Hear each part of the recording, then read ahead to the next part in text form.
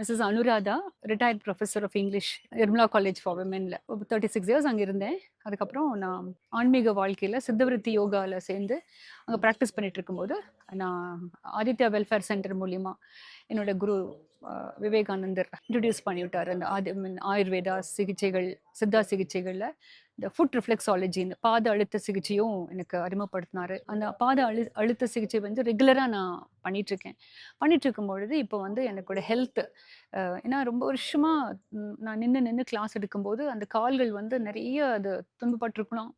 So அது வந்து இப்போ வந்து எனக்கு அந்த பாத அழுத்த சிகிச்சை பண்ணி நான் என்னோட ஹெல்த் நல்லா இருக்கு.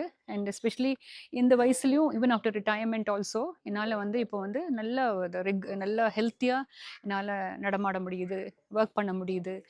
ஆர்டினரி லைஃப் நல்லா லீட் பண்ண முடியுது. ஸோ அது எல்லாருமே ஏன்னா அத்தனை நர்வ்ஸும் அங்கே தான் வந்து எண்ட் ஆகும் அப்படின்னு சொல்லுவாங்க. ஆனா பண்றவங்களும் அவ்வளோ அருமையா பண்ணும்போது நமக்கு வந்து நல்ல தூக்கம், ஒரு ஹெல்த்தி லைஃப் கிடைக்குது.